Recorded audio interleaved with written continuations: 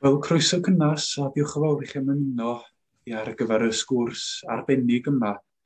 Sgwrs i ddathlu cyhoeddi cyfrol newydd o straeon byrion Hen Chwedlau Newydd sy'n cynnwys 7 stori fer sydd yn ail-ddychmygu rhai o'n hen chwedla sefydledig a chymeriadau chwedlonol. Da ni gyd yn gyfarwydd â nhw mewn ffyrdd gwahanol.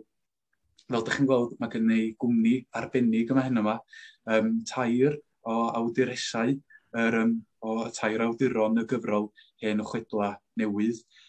Does na ddim angen cyflwyno nhw mewn difri, ond mi ddau helo sydyn i fel mae Bethan dangos, mae'r enw hynna'n barod, felly croeso cynnas Bethan Gwanas, Lleucu Roberts a Manon Steffan Ros. Diolch o galon i chi am ymuno ar gyfer y sgwrs yma heddiw. Rhyw sgwrs fach, rhyw hanner awr balli fydd hon yn rhoi rhyw gipolwg ar y gyfrol sydd wedi cael ei dewis yn Llyfr y Mis gan y Cyngor Llyfr ar gyfer mis Medi eleni. Felly, da ni'n ddiolchgar iawn bod y Cyngor Llyfr wedi penderfynu gosod y llyfr yn Lyfr y Mis. Felly, dyna ni heb baldario ymhellach, dos a braf clywed gan yr awduron sy'n ma heno. A dechrau efo chdi, ella Manon, jyst gofyn cwestiwn bach, sut nes di ymateb i'r syniad pan glwys di am bod na gyfrol o'r fath mynd i fod? Sut nes di ymateb i hynna?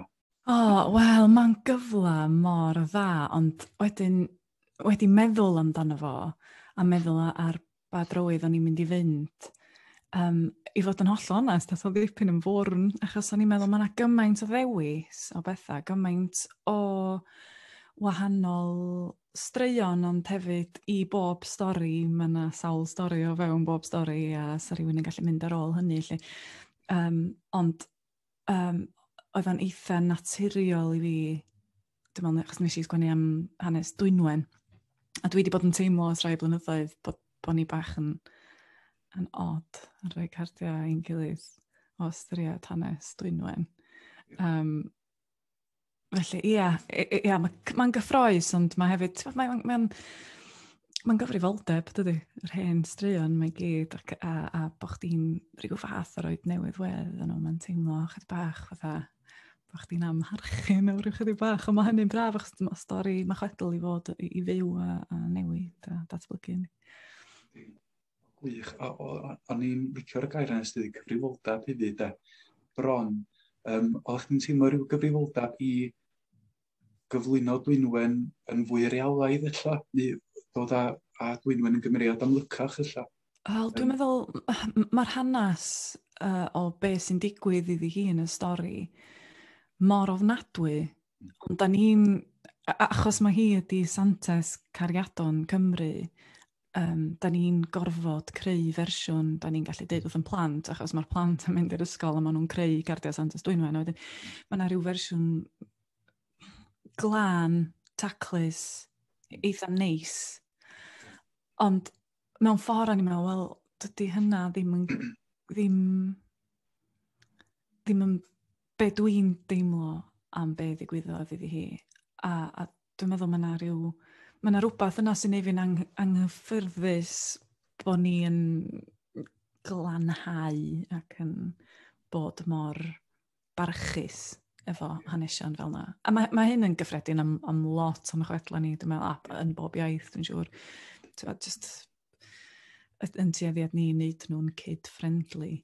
Dyn nhw ddim wastad wedyn yn troi allan yn driw i be oedden nhw i fod. Mae'n swn i'n sicr mae dy stori di yn deud mwy mewn ffordd cael gwarad o'r elfennau kid-friendly, cael gwarad o'r sensoriaeth i ryw raddau. Mae yna lot o trauma yn y stori yna, ti'n gwybod, a lot o trauma yn erbyn dynas. A wedyn i fi, mae o'n, dwi wedi dweud o blaen, mae o'n beth mor rhyfadd bod ni'n defnyddio stori sydd, mae'r holl stori yn ymwneud efo trauma a trais yn erbyn dynas. Dyna di'r stori da ni'n ei ddefnyddio i ddangos i'n gilydd, bod ni'n caru'n gilydd yma yng Nghymru, a mae just yn taro fi'n chwythu gyda. Ie.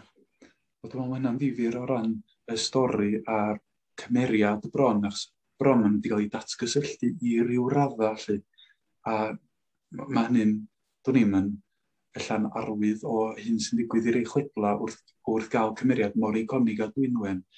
A o ran hynna, o'n i'n meddwl rhywbeth tebyg efo Olwen hefyd, Bethan. Sut nathoch chi ymatab i'r her yna o fynd i'r afel a chymeriad mor iconig ag Olwen felly? Wel, nes i ddewis Olwen. Nes i ofyn pryd gai wneud Olwen. Achos mae stori Culhwch ag Olwen ni'n wylltio fi rioed.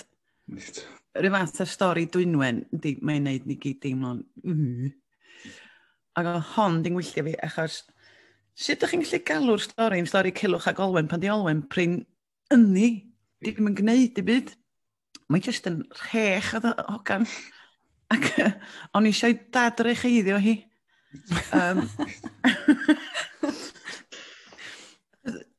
Os di bobl yn cofio'r stori, oedd hi'n ferch i Ysbaddaden Bencawr sy'n cael ei ddisgrifio fel y deulu ofnadwy hyll erchyll yma, sy'n lladd bobl sy'n trio prodi i ferch o a gosod rhyw dasga amhosib fel bod nhw'n marw wrth wneud y tasga felly.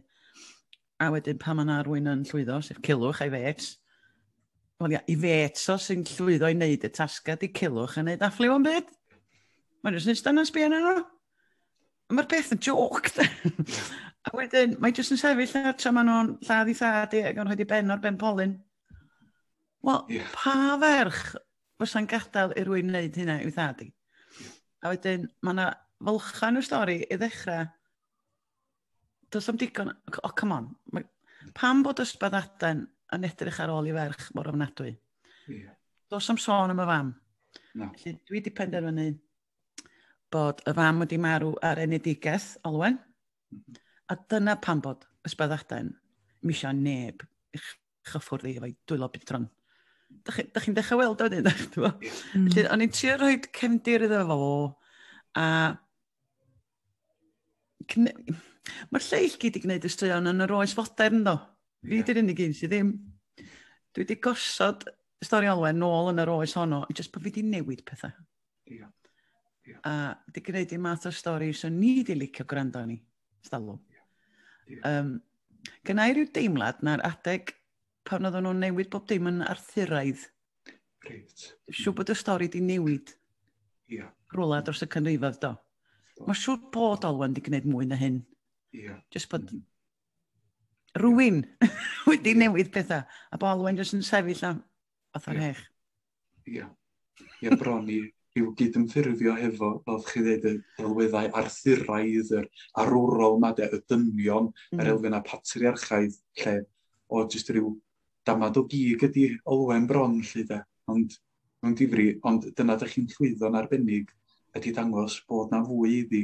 A dwi'n meddwl bod yr elfen yna hefyd efo meddwl pam oedd Ysbaddaden mor warchodol o'i ferch fach, lle de.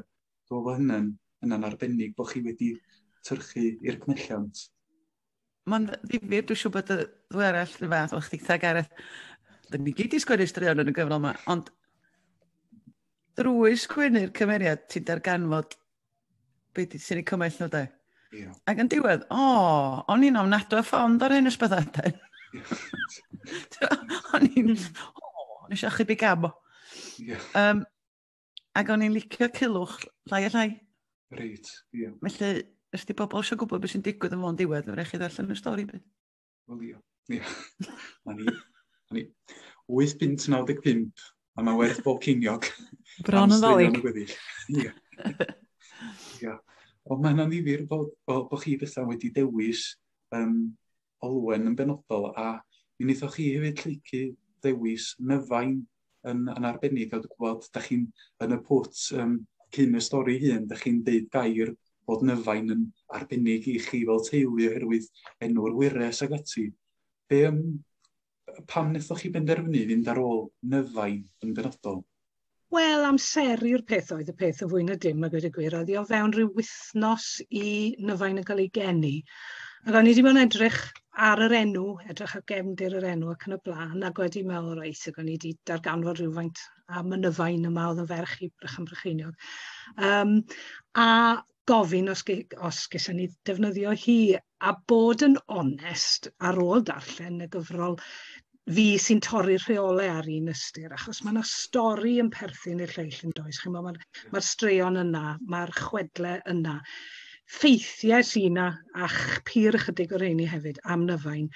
Ac felly, dyna'r unig reswm, pethau chi wedi rhoi rhyw fus arall neu rhywbeth, falle fyswn ni ddim wedi gofyn, bod mor hi a gofyn felly, ond mi ges i chynnwys i.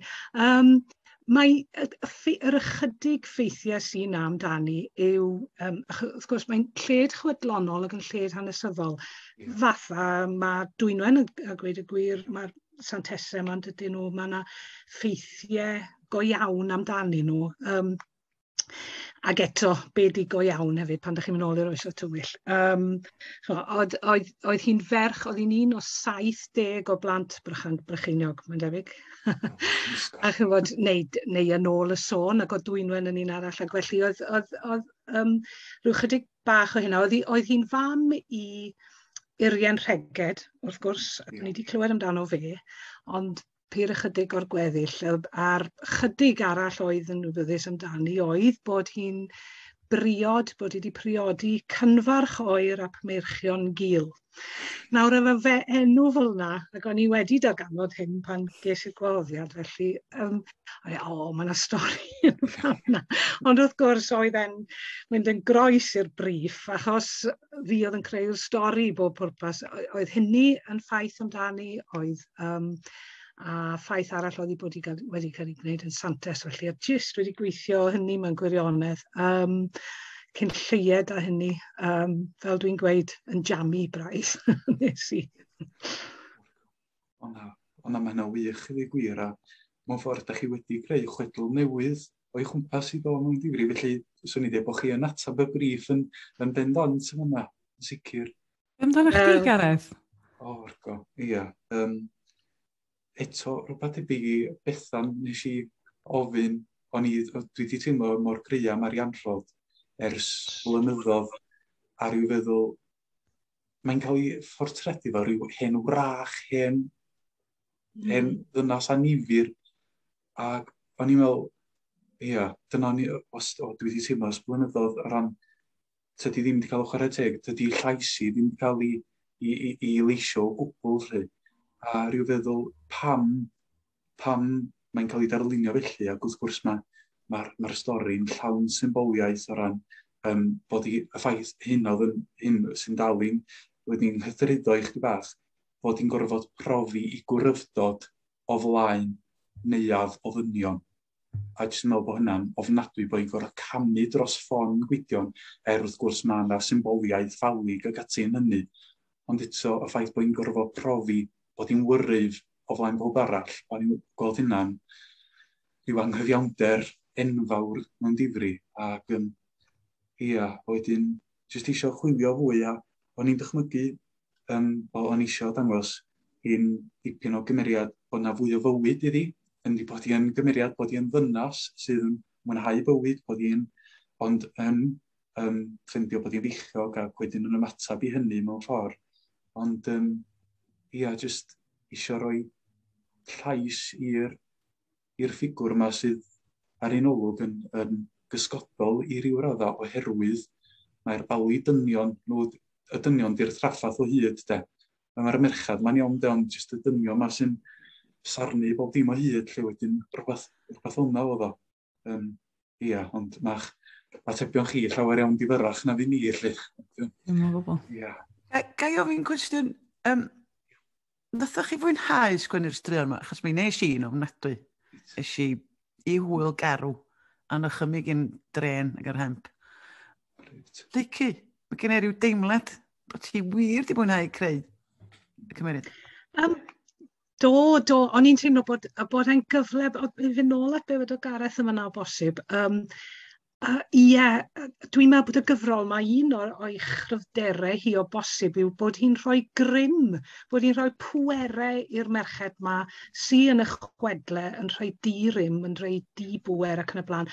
Ac mae gyda chi'r agwedd ma, mae yna santesen a mae yna wrachod yna, neu mae, a y dar drwg a hyn a'r llall, ond beth bynnag ydyn nhw, maen nhw'n fenywod ydyn nhw, maen nhw'n cael grym rwsyd trwy'r gyfrol.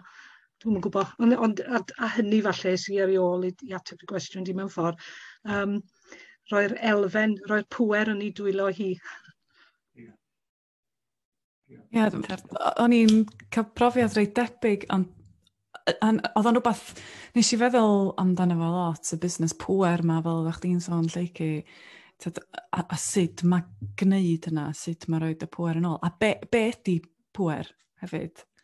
A nes i, wrth gwrs yn stori Dwynwen, mae hi yn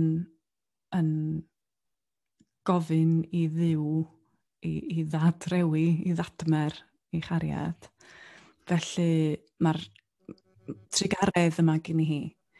Ond yn y chwedl wreiddiol, o'n i'n teimlo fatha bod trigaredd yn beth, yn rhyw fath o rhywbeth Victorian, fe hyn i gyd, lle. A bod o rhywbeth oedd yn dod o ryw ddiwioldeb pur a caredigrwydd a chariad. Ond wrth feddwl mwy amdano fo, wrth sgwennu hwn, nes i ryw sylweddoli be di trigaredd ydi pŵer. Gen ti'r pŵer i drigareddu dros berson arall. Alla wedyn nath hwnna fflipio'r ffordd oedd o'n teimlo yn ymhen i dyn bach. So'n i'n deud bod fi wedi mwynhau o, fod yn hollol onest, achos so'n i'n teimlo cyfrifoldeb sgwennu am y pwnc nes i sgwennu amdano fo. Ond wrth chwilio a trio dewis pwy i sgwennu amdani, nes i ddarllen pytia o'r Mabinogi eto, a dwi'n rhyw feddwl bod yna lot mwy o hyn angen i wneud. Bod ni angen yn ôl a sbio. Achos be o'n i'n rhyfeddu at fo'n y Mabinogi oedd faint o ferchaid sydd ddim yn cael ei enwi. Lle gen ti'n ferchaid bob hyn a hyn heb enwa, a mae bob un ohonyn nhw efo stori anhygoel yma sydd o fewn brawddeg neu rhywbeth. Felly dwi'n meddwl, mae'n sicr yn bwydo o beth arall, dwi'n meddwl, y gyfrol yma. Mae'n dangos bod angen i ni sbio eto ar y straeon yma, da ni mor gyfarwydd yn nhw. Lla bod na le am gyfres felly, yr Hen Chwedlau Newydd yma bod yma. Dwi'n ni'n ddilyniannau yn medru ddod lly. Yn wir. Difyr. Ysgol, difyr. Wel, dwi'n gwybod, sa'n braf eich cael clywed pytia o'r straeon. Os da chi awydd, os di'r llyfr gennych chi wrth law, lly. Dwi'n meddwl, ti eisiau dechrau Manon o'r bwt bach a jyst deud eich pam arwydd y cad y bwt yna heb ddweud gormod felly, de. Oce, dwi'n mynd i just fel i wneud yn siŵr bod na ddim spoilers, dwi'n just yn mynd i ddechrau. Alla fydd o jyst yn rhoi rhyw chydig bach o flas ar drywydd y stori. Y llwch yn dawnsio ngola cynta'r bora. Dwi'n ei wylio fo, yn ystyried mor fyw mae pethau marw'n gallu edrach yn y gola iawn. Ac unwaith dwi'n meddwl am hynna, mae pethau anghynas yn dechrau deffro yna fi. Hen bethau marw'n dechrau atgyfodi, yn smalio unwaith eto bod nhw'n fyw. Weithiau, dwi'n anghofio. Y mol y nos neu'r oriau cyntaf o leini, hanner ffordd rhwng cwsg ag effro. Mae o yna, rwsyd, ymhlyg cynnas y canfasa, y mwrllwch oriau'r breuddwydion. Mae fy llaw yn ymestyn, yn chwilio, a dydy o'm yna. Dio byth yna. Ond mae o yna bob amser, yr atgof o'i wynab mor boeth, blin ac ulcer yng nghig yn ymenydd. A dwi'n gorfod codi, achos er I bod hi'n rhewyn y llofft ma, mae cnesrwydd y gwely'n ormod i'w ddiodda. Brynis di lefrith? Oedd o'n siarad yn y llais yna, yr un oedd yn deithau pa fersiwn ohono hun oedd o heddiw. Oedd o ddim ar ei ora. Oedd yna rhywbeth ar gau yn ei lwnco, rhywbeth yn gwneud i'r geiriau swnio fel bygythiad. Oedd gen i'n ofn. Sneb yn berffaith. Do'n am top gwyrdd ar ôl, ond ges i fotal fawr o'r top glas. Clywais eochenaid yn dengid fel stem allan o'i sgyfaint, a gwyddwn wedi wneud cam gwag. Feddyliwn i fod wedi gyrru'r tesgo mawr un ôl llefrydd, yn hytrach na bodloniad ar be oedd ar gael yn sbar. Codais o'r ddesg am mynd i'r gegin ato fo. Roedd 2 ffordd o gyfarch Mael pan ddoi adra o'r gwaith. Y cyntaf yn siriol, a dyma oedd yn arferol. Byddai'n dod i mewn drwy drws y cefn, yn canu fy enw, "Dwyns, dwi adra!" A byddwn ni'n gwenu ac yn codi'n syth, yn mynd i'r gegin lle oedd o'n edrych fel diw mewn siwt matelan, chydig yn fler, chydig yn flinedig. Ar y dyddiau hynny, byddwn ni'n rhoi mreichian dano'n syth, yn rhoi sws iddo, yn cynnig panad a bisgedi ac yn holi am ei ddwrnod yn y swydd roedd o'n ei chasau. Byddwn nhw'n ei wylio fo wrth iddo siarad, yn craffu ar fanylion ei berffeithrwydd, ffordd o'n llacio ei dei efo'i ddwylo geirwan, ei wefusa trwchus yn datod drwy'r straeon. Byddai'n tynnu sgidiau ac yn gosod ei draed mawrion ar ynglyn, gweithrad fach, anwyl oedd yn fy galluogi i fwytho'r croen llyfn gwelw ar ei ffera. Tynnu fy mawd dros fle wisau goesa. Mae hynna'n neis. Wrth gael lygyd, gwyroi ben yn ôl rhyw chydig, cyn gwenu yna eto. Ti mor glws, Dwyns. Sut dath i heddiw? Dwi'n mynd i stopio hwnna. Wow. Gai jyst deud o gynnau ofn yn darllen y stori yna. O, reit. O ti di creu... O beth sy'n digwydd? Mae hynna yn y stori wreiddiol, dydy. Dyna beth sy'n rhyfedd amdano fo, sy'n byd wedi cael ei ychwanegu mewn gwirionedd. Dyna beth. Wel... Dwi'n meddwl bod, man. Dwi'n mynd i wneud cardiau Santes Dwynwen byth eto, da. Dwi'n sa'ch di wan. O'n i licio'r diw mewn siwt matalan. Ia. Ar sgwennu sy'n hwyrus hefyd, bod hi'n ffigwr sylgar iawn, bod hi'n sylwi ar y pethau o ran, newyddigwyr. Fe oedd o'r peth marw yn byw o'n bach oedd yn, sori. Diolch. Gwych, ffantastig. Fel maen nhw'n dweud, follow that. Wel, da chi eisiau mynd nesaf Bethan? Dwi eisiau licio. Oce. Mae'n fi'n hollol wahanol wrth gwrs, achos dwi wedi mynd am hiwmor. A na i ddechrau fo'r hyn ysbyddaden. Blynyddoedd yn ôl, roedd na gawr o'r enw Ysbyddaden Bencawr yn byw mewn caer anferthol, nid nepell, o fan hyn ar Migneit. Sori, Nain sy'n deud y stori wrthi, wyrus. Roedd o'n gawr blin a chwerw iawn, am fod ei wraig wedi marw ar enedigaeth ei phlentyn cyntaf. Mae pethau felly'n digwydd yn aml fel y gwyddos ti'n rhy dda. Ond roedd Ysbyddaden Drian wedi torri galon. Roedd o wedi addoli ei wraig a fydd o byth yr un fath wedyn. A ddynedodd na fyddai byth yn prodi eto, ac na chai'r un dyn fydd gyffwrdd yn ei ferch fach Olwen. Yn un peth, roedd y syniad o ddwylo bidron rhyw sglyfath o ddieithryn yn mocha gyda'i chorff perffaith hi yn troi arno, yn rhoi hyn llefedd o, yn ei gythryddo'n racs. Yn ail, roedd hi'n rhy werthfawr i beryglu bywyd drwy adael iddi feichiogi a cheisio dod â phlentyn i'r byd. Stwffio bod yn daid, meddai wrth fedd ei anwyl wraig. Byddai'n well gen i'n llinach ddiflannu am byth na cholli Olwen. Dwi'n mynd i edrych ar ei hôl hi, ei gwarchod a'i amddiffyn hi, hyd at ddwrnod fy marwolaeth. Chaiff yr un dyn gyffwrdd blaen i fus yn ddibyth. Ond Ysbyddaden, meddai llais ei wraig o'r isfyd. Beth os fydd hi'n syrthio mewn cariad ac yn crefu am gael prodi? Cheisi beth briodi, meddai'r cawr yn styfnig, nid tra byddai i byw. Ysbyddaden, meddylia, meddai llais mewnfedaidd ei wraig o'r bedd. Sut fydde ti wedi teimlo petai dy deulu di wedi gwrthod gadael i ti fy mhrodi i? Mae'n flin, mae'n hynod o flin. a fydde ti byth wedi maddau iddyn nhw. Na, fyddwn dici mi, cyfaddefod ysbyddaden. Pendronodd am rai munudau. Iawn, ond bydd yn rhaid i unrhyw un sy'n ei phriodi fod yn andros o foi. Mae gen i hawl gosod tasga i brofi unrhyw un sy'n disyfu i phriodi, siawns. Cytunodd ei wraig y byddai hynny'n syniad da. Efallai bydd hi'n gweld dros di hun wedyn, nad yw ei dewis yw'r yn ddigon da iddi, gwenodd ysbyddaden yn fodlon.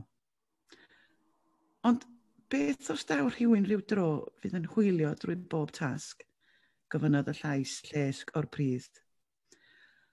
Wel, os digwydd hynny, mi na i ymuno â thi yng Ngwlad y Meirw, meddai ysbyddaden. Byddai'n well gen i farw na byw heb olwen. Wash. Sorry. O, gwych. Na mae'n wych. Eto, ydych chi'n rhoi llais i gymeriad sydd eto fel olwen ddim yn cael fawr o lwyfan mewn ffordd yn yr chwedl wreiddiol, lle de. Sut oeddech chi yn ffeindio llais i ysbyddaden? Ddoth o'n hawdd ta oedd o'n... Ofnadwy o hawdd. Reit. O, just, ta weithiau ti'n brwydro fo stori dweud ti'n neud lyfr neu rhywbeth, a mae'n just tynnu'r geiriau allan. Ond am ryw reswm, unwaith o'n i wedi cael y syniad, fwff! Ac oedd Mared di gofyn am straeon byrion hir doedd. Dwi'n cofio gyna, stori fer, 6,000, 7,000 eiriau, nechi. Ond Mae'n, dwi'n siŵr na'n fyd, yn yr ei hira. O'n i just yn... O'n i chwdu allan. Mae'n rhyfedd, achos mae llais ysbyddaden yn... Mae'n swnio'n gyfarwydd. So, fedra i ddychmygu rhywun rwan yn dweud yna efo'r agwedd yna. Ie. A dyna sy'n neud o'n No ffordd. names, de. Ie. Ie. A dyna sy'n neud o mor fyw hefyd mewn ffordd a bod o, fel ti dweud, mor gyfarwydd lle bron. Ie. A sôn am hynna hefyd, o ran cymeriadau efo lleisiau bob gry, o'n i teimlo bod hynny wir am eich stori chi hefyd, Lleucu. Mae'r cymeriadu yn arbennig iawn yna, lle. Dwi'n ni'n, sa chi licio darllen bwt hefyd, ac eich ei gair bach. Ie, o'n i'n trio unwaith eto, o'n i'n ymwybodol mod i wedi creu pethau o'r newydd y fan hyn, ond a beth sy'n, mewn gwirionedd, mae'r cynfarch oer a cymyrchion gul, mae cynfarch wedi marw ar ddechrau'r stori felly. A Nyfain yn ceisio twyllo'i phlant mewn gwirionedd, rhyw spin ar yr trais, y gŵr treisgar, rhoi rhyw chydig bach o spin ar hynny oedd y syniad bod hi yn hytrach na yn lladd ar eu tad nhw, gan ei bod nhw'n rhy fach i'w gofio fe, yn dal i'w fawrygu a'i wneud allan yn rhywbeth nad oedd o gwbl wrth gwrs a'r celwydd yma felly. A mae'r darn yma, mae'n agos i ddiwedd y peth, lle mae rhywun arall yn dod ac yn holi Nyfain ac yn rhoi'r spot mewn gwirionedd, y Maria yma sydd oedd yn gariad i'r cynfarch yma sydd wedi marw bellach. Ac beth bynnag, mae hi'n holi Nyfain. Mae'n glanio yn y tŷ a mae'n gweud, fe laniodd yn y fflat yn gaib rhyw noson ychydig cyn yr etholiad, medde Maria. Ro'n i wedi bod mas gyda ffrindiau a welodd ei hyd yn sgert ro'n i'n wisgo, phenderfynu bod hi'n heiddi cosb ond ddangos gymaint o'n hoesau. Felly, ddedorodd e'n rai chi, medde Maria yn ffug ffwrdd â hi. Eisteddodd Nyfain, a nadlodd yn ddofn. Ceisiodd feddwl am rhywbeth i ddweud. Doedd hi ddim am hel hon allan, ond oedd hi chwaith ddim eisiau ddi fod yma yn ei chartre, lle roedd hi phlant yn cysgu fyny grisiau neu lolfa'n llygru'r air a'i malais. Mae fe wedi marw, meddai Nyfain, gan deimlo'n wirion fod yn rhaid iddi nodi'r ffaith oedd rhywun oedd yn amlwg yn gwybod hynny. Ydy, ond hynny ddim yn cael gwared ar beth nath e, dyw bobl ddim fel pe bai nhw'n ei nabod e go iawn ac fe ddylen nhw. Meddyliodd Nyfain am y blynyddoedd o ofid pan oedd hi'n magu'r efeilliad ar ei phen ei hun o dan gysgod ei ormes. Ddylen nhw, oedd yr unig beth y gallai hi ddweud, Meddyliwch sut y gallai baich y gwir frifo, deifio, amlhau fel celloedd cancer. Roedd hi'n ysu am gael rhedeg fyny grisiau afel yn ei dau fach, i lapio nhw'n ei breichiau, a'i dwylo am ei pennau, am ei clistiau, i'w cadw yno am byth. Wel, dylen siŵr iawn, mae'n amlwg eich bod chithau hefyd yn gwybod am beth dwi'n sôn. Siwt allwch chi weid? Roedd Nyfain o ddifri eisiau gwybod. Beth oedden ni wedi brydychu? Sut na allai guddio'r pethau roedd yn rhaid iddi cuddio? Roedd rhaid iddi wybod am mwyn gwneud yn siŵr na fydde hi byth yn gadael i'r gwir a'i ladrodd i falltod yn ei cartre bach nhw. Rhywbeth amdanoch chi, meddai Maria, ychydig bach yn llai sicr ohoni ei hun. Gallai Nyfain weld ei bod hi wedi disgwyl cynulleidfa barod i chwydu ei bol. A chitha'n trio magu'r plant a chwbl rhaid eich bod chi'n santes. Cododd Nyfain ar ei thraed. Mae'n ddrwg gyda fi, ond oedd yng ngŵr un ddim byd tebyg i'r dyn rydych chi'n ei ddisgrifio. Roedd yn ddyn da, yn dad da. Chelech chi ddim gwell tad, gofynnwch i'r plant. A dyna fi.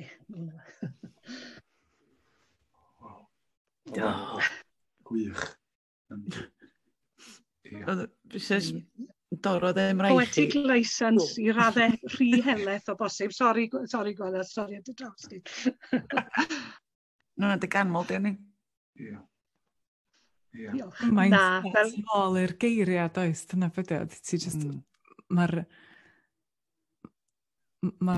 gymaint o'r 80% o stori'n digwydd tu ôl i'r geiriau, mae yna'n gymaint o trit i ddarllenydd, dydy.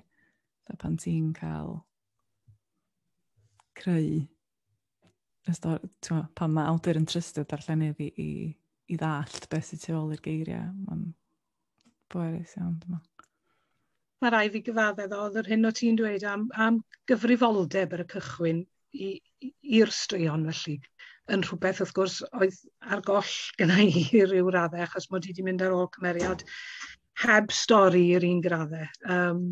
A jyst mynd ar ôl rhywun oedd ar ryw chydig bach o ffeithiau'n perthyn iddi felly. Ond, ia. Yna wych yn sicr. O'n i'n licio'r ffordd oedd y chwarae efo delweddau a sut o gwahanol fath o ddelweddau gan wahanol bobl o'r un person allu ar ffug ddelwedd mewn ffordd oedd yn o'i gwmpas o'r blynyddoedd felly. O gwych. Na, arbennig. Swn i'n medru eistedd am gwrando arna chi. O, ti'n mynd i ddarllen?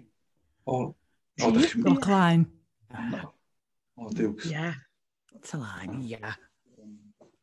Oce. Swn i gyd. Cwestiwn. Reit. Iawn, na i ddarllen rhyw bwt o ganol y stori ta. Pa mae Rian di enw Arianrod yn y stori. Ac neithom yn spoiler, mae'n geni efeilliaid. A dyna rhywbeth sy'n ddim yn cael ei gofio ar Arianrod. Gafodd ei ddau fab llaw gyffes sy'n cael ei gofio hyd. Ond mi oedd yna fab yn nhw Dylan ail Don hefyd. Ond yn ôl y chwedl, mi ath Dylan yn ôl i'r môr. Wedyn, dyma'r stori. Doedd i erioed wedi clywed i stawrwydd fel hyn o'r blaen. Nid tawelwch. Basa tawelwch yn awgrymu rhyw gyflwr heddychlon, braf, y dim sŵn dymunol. Nid felly'r enid honno. Roedd cri'r cyntaf mor glir. Llais newydd yn llenwi'r stafell wrth iddo gael ei godi a'i gario. Edrychodd Rian arno a gweld y llygaid gwirion yn llachar. A chofiodd. Fe wyddai'n iawn pwy oedd y tad. A theimlodd yn chwythig eithriadol yn gafal yn y babi. Ynta'n gynnes braf yn ei herbyn. Yn gwingo yn ysgafn ac amball gri fach yn crwydro i geg yn awr ac yn y man. Ei geg fach, berffaith. Ond roedd y distawrwydd yn mygu sŵn y bychan. Distawrwydd a wynebau cadarn. Llygaid yn gwibio o'r naill i'r llall, a'r gwir yn gri fyd. I'm sorry, but a chlywodd rian mo wedi llyfrawddeg.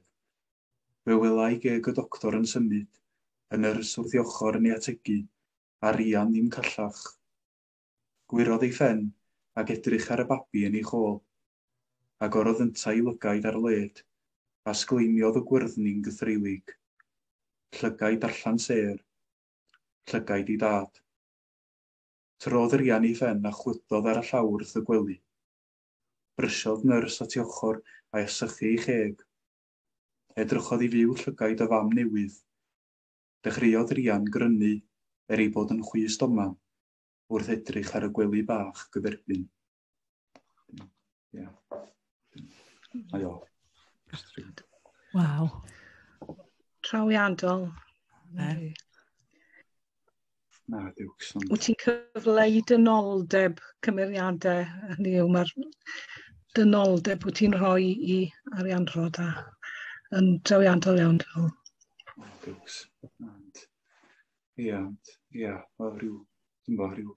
rhyw deimlo illa ma, mod i'n isio i nabod ti bron a fel bod i'n berson lle dawn.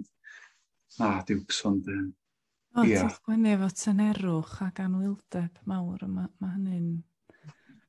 Mae hynny'n gwneud iddo fod deimlo'n fwy real ac yn agosach atan ni fel darllenwyr, dwi'n meddwl. A ti dda iawn am sgwennu merchaid, os gael dweud? O, rhys. Gwych. Ie.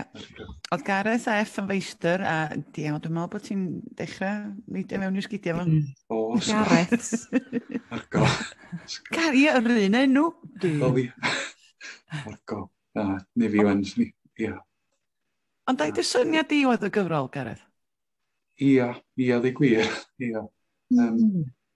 Ia, dwi'n gwybod, dwi'n gwybod, ges i wel, ia, dydy mae'n syniad mwyaf gwreiddiol, achos pan da ni mewn y Gymraeg, nath Angharad Jones yn tylluan wen yn do, ac a gwneud ni mor wych felly, ond dwi'n ni'n rhyw deimlo ni, newedig efo oes Me Too a beth felly, bod na, ella bod na rhywbeth ar goll, a bod na ella duedd wedi bod yn hanes llenyddiaeth Gymraeg i ganolbwyntio ar y dynion yn fwy na dim lle. A rhyw deimlo ella bod na le a bod na angan rhoi llais i'r lleisiau eraill na felly. Wedyn digwydd sôn wrth Mared yn y Bwthyn a Mared yn dweud, ia, diolch yn syniad isernol.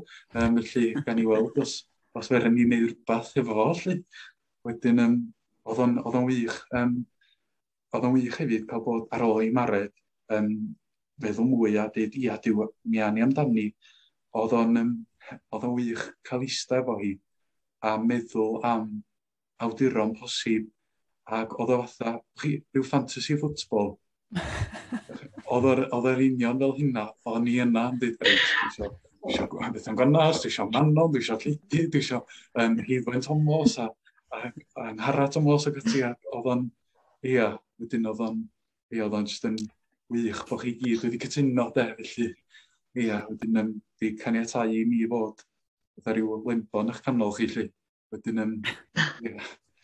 Diolch am ddewis ni. Na, diwcs, na wir, ia. Ond dwi'n meddwl, da ni wedi crybwyll am amser yn mynd yn drech na ni ddi gwir. Da ni wedi crybwyll lot o bethau difyr o'n i'n deimlo. Tasa chi'n gorfod dweud, ella, yn gogryno, be sy'n am y gyfrol da chi'n teimlo ddyla apelio at ddarllenwyr neu pam ddyla bobl droi at Hen Chwedlau Newydd. Dwi'n ni'n Manon, ti eisiau mynd y gyntaf? Dwi'n dweud afwydio o dan y bws yn sydd. Os da ni'n dweud bod y straeon, da ni mor gyfarwydd â nhw, da ni'n gyfarwydd â nhw mewn ffordd sy'n eitha bullet points ydyn nhw i ni mewn gwirionedd, dim straeon. Dwi'n meddwl bod nhw'n teimlo fel straeon pobl go iawn yn y gyfrol yma, a dyna di chryfder i. Wedyn Gwanas. Ia, dwi'n licio'r amrywiaeth sydd yn ni. Dwi'n licio'r amrywiaeth lleisiau A dwi'n licio'r ffaith, os ydych chi angen sylweddoli'ch gwerth, darllenwch y gyfrol hon.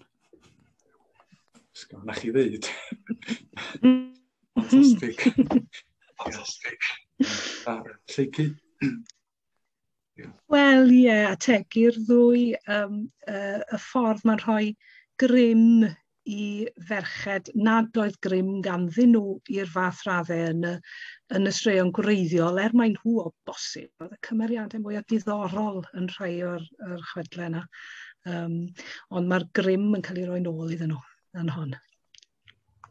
O gwych, o briliant. So, na ni, cerwch amdani, prynwch copi a chopi arall, a mae dolyg ar y ffordd fyd, felly cofiwch hynna, ond ia, mae'n Lyfr y Mis, mis Medi, gan y Cyngor Llyfrau, ac just diolch o galon i Wasg y Bwthyn am ddod ar y gyfrol at ein gilydd, a diolch o galon i chi am gael eich holi chi'n dwll heddiw yma. Mae'n wych, a mae wedi bod yn wych clywed am eich profiadau, syniadau, hefyd clywed y darlleniadau wirioneddol arbennig.